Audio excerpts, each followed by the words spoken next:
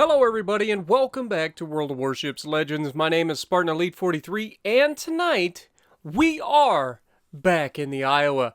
And I got a doozy for you guys, not due to the fact that I do any crazy amounts of damage or anything like this, but this is a perfect example of what a battleship should be in World of Warships Legends, in my opinion.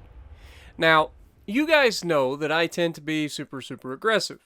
And we are joined by Callisto, and as always, I will leave a link to his channel down in the description if you want to check him out. I'm sure he could definitely use some of the love. But what we're going to do is we're going to showcase that battleships should be at the front and are fully capable of handling themselves. I don't understand why so many battleship captains think that their only job is to sit at 20 kilometers away and get burned to a crisp by everything in the game. Like, one of the easiest ways to counter fire spam in this game is to move forward. Why does this counter fire spam? Well, first of all, it gets you closer to the people fire spamming you, which means they're easier to hit. Second of all, it allows you to use cover. Now, this map, not an abundance of cover. But the getting closer is going to be huge. Now, Callisto is next to us. I think, yeah, he's in a Cleveland. So we've got a radar on our side.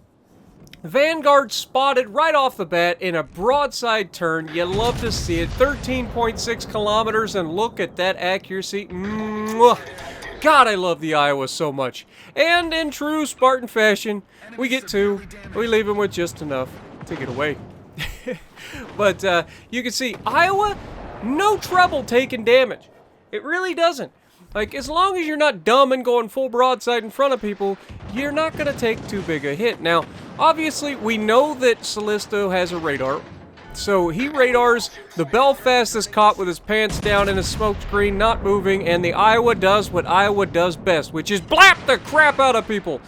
In 2 salvos, we're already over 60,000 damage in the Iowa. She's nasty. I don't know how many other ways I can say it. Iowa is so good. Still. Now, obviously, with the Fletcher there, we knew torpedoes were going to be coming, so we adjust for them.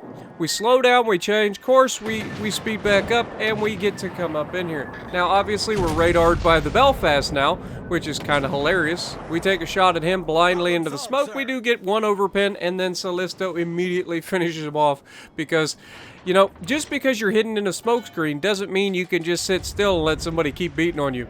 If we know where you're at in the smoke screen, we can still shoot you. Just say it. So, Belfast goes down very early. We still have the Fletcher out here, but Fletcher has disengaged for now. Though we had an inkling that the Fletcher would be thinking about coming back after us as soon as he could get some torpedoes. But you can see, I'm waiting. I got all 3 sets of guns waiting for this guy. Now, a lot of people give me flack about, Spartan, why don't you change to HE more often when you gotta shoot at destroyers? And the answer is simple. Because armor piercing from battleships, even as overpins, can still blap the ever-living crap out of destroyers. And it's a guaranteed 2-shot. Sometimes you get lucky and get a 1-shot kill. I just say, Spartan, why don't you switch to HE more often? That's why. Because the armor piercing from battleships, even if it's overpins, is devastating to destroyers. Devastating! Now, obviously, HE can be more useful, but you usually only switch to HE, especially in an American battleship. The only time I switch to HE is if I've got a very hardened bow-end opponent, and I know it's going to be a long fight. But even then, I tend to prefer AP through the superstructure and stuff as much as I can. Now, obviously, this is the part where I wanted to showcase the Iowa and the battleships doing what we do.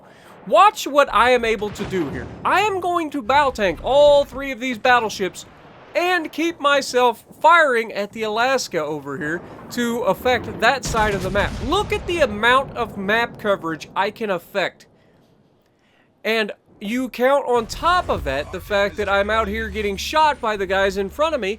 That allows Callisto and the other guys behind me to sit here and do whatever they want. They don't have to worry because these guys are all shooting me, which is why I exist. Battleships have the armor, we have the hit points, we have the heals to take the damage. And as long as you're not stupid and giving full broadside to people, you can do some serious good for your team by just being available, being a target for your team, or for the enemy, while your teammates get to use all that DPM. Now, we took a good shot, hit the Fletcher at long range, which you love to see. But then we've got a key out here, and the key is also begging for it. He's slightly angled, but it's a key. At the end of the day, they're basically battle cruisers. So we're going to take that shot. Now, obviously, Key and Amagi, same thing, basically, except Key slightly better with torpedoes, but slightly worse with accuracy. The Key and the Amagi, very similar. I haven't really had a standout game in the Key that justifies getting a Key over an Amagi. Amagi is still pretty solid when it behaves. You can see this Key sailing broadside to our entire team is not going well for him.